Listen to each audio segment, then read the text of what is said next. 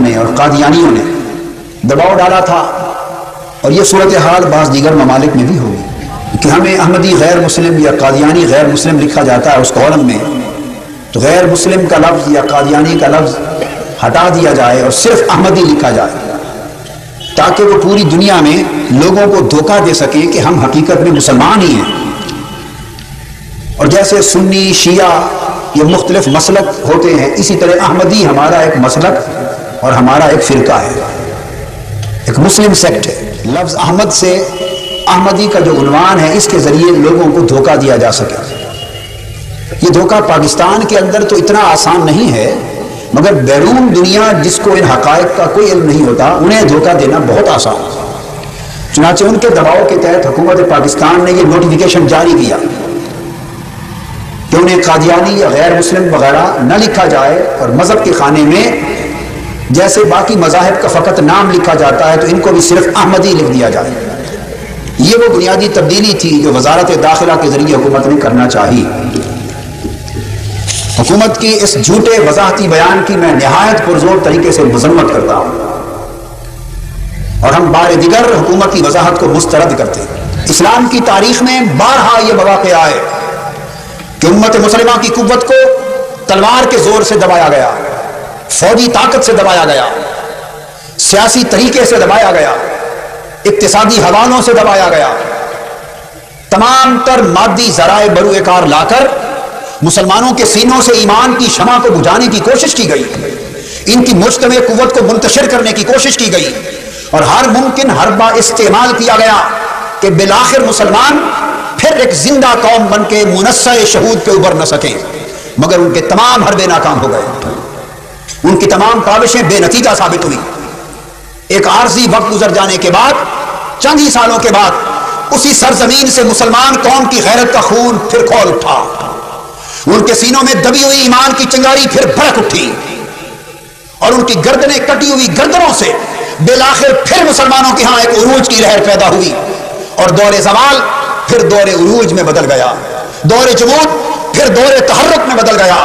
وہ ذلت اور رسوائی اور شکست پھر عروج اور غلبہ اور تسلط میں بدل گئی۔ مسلمان قوم ہزار بار تلوار کی شکست کھا کے بھی زندہ ہو کے اٹھی، اس نے نہ صرف انتقام لیا بلکہ زوال بغداد کے 50 برس کے بعد عثمانی ترکوں کی صورت میں اسلام پھر اٹھا، اور اس قدر اٹھا کہ 3 بر اعظم اسلام کے جھنڈے کے نیچے آ گئے، اور سمندر آغاز سے انتہا تک اسلام کی سلطنت کے نیچے آ گئے، اور اسلام کی سلطنت اتنی وسیع ہوئی، اتنی عظیم ہوئی، اتنی سربلند ہوئی کہ روس اپنے عروج کے دور میں اور برطانیہ اپنے عروج کے دور میں اسلام کی سلطنت کے حدود کے قریب بھی پہنچ نہ سکے تھے، اور اسلام ان فوجی شکستوں کے بعد پھر دنیا کی عظیم ترین عالمی طاقت بن کے ابھرا، اس قدر کہ دشمنان اسلام پھر دنگ رہ گئے، اور بڑے صغیر پاک و ہند میں انہوں نے 1857 کا نقشہ بھی دیکھا، ان کو فکر لاحق ہوئی کہ وہ کون سا طریقہ ہے جس سے مسلمانوں کے زوال کو دائمی زوال میں بدلا جا سکے، یہ شکست ہمیشہ کی شکست بن سکے، امت مسلمہ ہمیشہ کے لیے ختم ہو جائے، اور یہ ایسی مرے کہ پھر کبھی جی نہ سکے۔ اس پر انگریزوں نے یہاں کے سول افسروں کے سپرد یہ ٹاسک کیا، عیسائی مشنریوں کے سپرد ٹاسک کیا، سول سروسز کے آفیسرز اور یہودی افسران کو ملے، ان کے نمائندوں کو ملے، اور اوورال بہت سے لوگوں کو اس تحقیق پر متعین کیا گیا۔ انہوں نے کئی سالوں کی تحقیق سوچ بچار مسلمانوں کے اندر گھس گئے، جیسے کوسچنیئر لے کے سوال نامہ لے کے کوسچنز کرتے ہیں، سروے کی رپورٹس لی گئی، براہ راست ایک عام مسلمان سے سوال کیے، اور یہ چیز آپ دیکھتے ہیں کہ تحفظ ختم نبوت کا وقت آیا تھا، ایک عام شخص جس نے شاید مسجد کا دروازہ بھی نہ دیکھا ہو مگر ناموس مصطفیٰ کے نام پر وہ بھی سینے پر گولی کھانے کو تیار تھا، جوان جو پکے نمازی تو نہ تھے مگر نظام مصطفیٰ کے نام پر وہ اپنے سینوں پر گولیاں کھانے کے لیے قطار اندر قطار کھڑے دکھائی دیتے تھے۔ طویل سروے اور طویل رپورٹس کے بعد وہ ایک نتیجے پہ پہنچے، اور یہ وہ نتیجہ ہے جس کو علامہ اقبال نے بھی اپنے ان شعروں میں بیان کیا ہے کہ یہ فاقہ کش جو موت سے ڈرتا نہیں ذرا، روح محمد اس کے بدن سے نکال لو، اور فکر عرب کو دے کے فرنگی تخیلات اسلام کو حجاز و یمن سے نکال لو۔ علامہ اقبال نے اسی تحقیق کی طرف نشاندہی کی۔ چنانچہ اس پوری ایفرٹس کے بعد انہوں نے 1870 میں لندن میں کانفرنس کی. کس سن میں؟ 1870 میں ایک لندن میں کانفرنس منعقد کی اور تمام رپورٹس اس کانفرنس میں سبمٹ کی گئی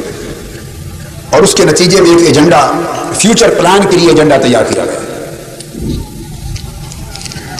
وہ جو رپورٹ مشنری فادرز نے دی تھی اس کا ایک اقتباس جو پرنٹڈ رپورٹ ہے انڈیا آفس لائبریری لندن میں آج بھی موجود ہے.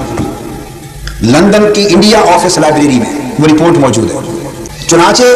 دو چیزیں ان کے نالج میں آئیں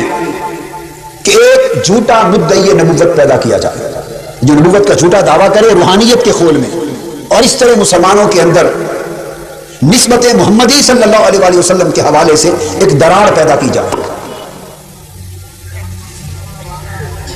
انہوں نے یہ جان لیا کہ مسلمانوں کی بقا کا راز دو چیزوں میں ہے. وہ طاقت جو امت مسلمہ کو فوجی شکست کے باوجود بھی مرنے نہیں دیتی اور سیاسی زوال کے باوجود انہیں روحانی طور پہ زندہ قوم کے طور پہ پھر زندہ کر لیتی ہے، وہ اس طاقت کا راز دو حقیقتوں میں مضمر ہے. ایک عشق رسول صلی اللہ علیہ وآلہ وسلم میں اور ایک جہاد فی سبیل اللہ میں. اگر عشق مصطفیٰ صلی اللہ علیہ وسلم ان کے سینوں سے اور رگ و ریشے سے نکال لیا جائے اور نسبت محمدی میں درار پیدا کر دی جائے اور امت مسئلہ نبوت پر اور مسئلہ رسالت پر اور مسئلہ ختم نبوت پر امت کو بانٹ دیا جائے، اس پر تفریق کر دی جائے، تو یوں عشق رسالت معاد پر اور نسبت محمدی پر جو ساری امت مسلمہ مجتمع ہے وہ متفرق ہو جائے گی. اگر ہم نے عشق محمدی والی قوت کو توڑ دیا، اس کو تقسیم کر دیا، اس کو متفرق کر دیا، تو ہم نے آدھی کامیابی حاصل کر لی معاذ اللہ. اور دوسرا راز کامیابی کا مسلمانوں کے جذبہ جہاد میں ہے. پھر جھوٹے نبی سے معاذ اللہ، اس جھوٹے نبی سے جہاد کی منسوخی کا اعلان کرایا جائے، یہ واضح کیا جائے کہ اب میری شریعت میں جہاد منسوخ ہو چکا. وہ تلوار، وہ جہاد کی تلوار جو برطانوی سامراج کے خلاف اٹھتی تھی، جو کفر کے خلاف اٹھتی رہی، جو دین محمدی کے دفاع میں اٹھتی رہی، جو غیرت ایمانی کے دفاع میں اٹھتی رہی، اس شخص کے ذریعے اعلان کرایا جائے کہ مسلمانوں اب جہاد منسوخ ہو گیا ہے، تلوار کو واپس میان میں ڈال لو. تو جہاد کے مسئلے میں انہیں بزدل کر کے بے غیرت بنا دیا جائے، بے حمیت بنا دیا جائے، تو یہ قوم اگر نسبت مصطفیٰ میں کمزور پڑ جائے اور اپنے دین کے دفاع میں تلوار اور جہاد کے ذریعے جان قربان کرنے سے باز آ جائے، اگر ہمیں یہ دو کامیابیاں نصیب ہو گئیں تو دائماً اس قوم کو مردہ بنا دیا جائے گا. وہ ان کو گویا مرزا غلام احمد کی شکل میں اپنے دونوں منصوبوں کو عملی جامہ پہنانے کے لیے ایک شخص میسر آ گئے. وہ سمجھ گئے کہ یہ وہ بے حمیت شخص ہے کہ اس کے ذریعے معاذ اللہ نبوت کا جھوٹا دعویٰ بھی کرایا جا سکتا ہے اور معاذ اللہ اس کو ایک جھوٹی شریعت کا مدعی بنا کر اس کے ذریعے امت مسلمہ میں تفریق پیدا کر کے امت مسلمہ میں بزدلی اور بے حمیتی کا رواج دینے کے لیے جہاد کی منسوخی کا اعلان بھی کروایا جا سکتا ہے. یہ تھا وہ فتنہ قادیانیت جس پودے کو برطانوی سامراج نے عالم اسلام پر دائمی زوال کو مسلط کرنے کے لیے اور امت مسلمہ کو ہمیشہ ہمیشہ معاذ اللہ بے غیرتی کی نیند سلانے کے لیے اور ان کے سینوں سے ایمان کے چراغ کو ہمیشہ کے لیے بجھا دینے کے لیے جس فتنے کو بویا اور آج وہ فتنہ اپنی شاخیں اور جڑیں پوری دنیا میں پھیلا رہا ہے. اس بدبخت کو پتا تھا کہ بڑے صغیر پاک ان کے مسلمان عاشقان مصطفیٰ ہیں. ان کو اگر حضور کے واسطے کی بات کر دی جائے، حضور کے وسیلے کی بات کر دی جائے، سایہ نبوت مصطفیٰ کی بات کر دی جائے، حضور کی اتباع کی بات کر دی جائے، دامن مصطفیٰ کی بات کر دی جائے، فضول نبوت کی بات کر دی جائے، تو یہ واہ واہ کر اٹھتے ہیں اور آقا کی غلامی میں، آقا کے فیوزات میں، آقا کی توجہات میں، آقا کے وسیلے میں، آقا کے واسطے سے سب کچھ ماننے کو تیار ہو جاتے ہیں. اس کو پتا تھا کہ یہ عیاری کا بہت بڑا راستہ ہے، لہذا اس بدبخت نے لوگوں کے ایمان کے اس پہلو کو، عشق رسول کے اس پہلو کو معاذ اللہ کمزوری بنایا، ایکسپلوئٹ کیا اور کمزوری کے طور پہ استعمال کر کے کہا کہ مجھ پر جو وحی ہوتی ہے، یہ کہا کہ دیکھو رسول پاک کی شان اتنی بلند ہے کہ جو حضور کی اتباع میں فنا ہو جائے حضور کے فیض سے اس کو بھی وحی ملنا شروع ہو جاتی. لوگوں نے کہا واہ واہ واہ واہ واہ واہ واہ. اس نے کہا شان مصطفیٰ اور مقام رسالت محمد صلی اللہ علیہ وسلم اتنا بلند ہے کہ جو ان کی اتباع میں فنا ہو جائے، جو اپنے آپ کو ان میں فنا کر دے، ان کے دامن سے وابستہ ہو جائے، ایک مقام یہ آتا ہے کہ حضور کے فیض سے اس کو بھی جزوی نبوت مل جاتی ہے.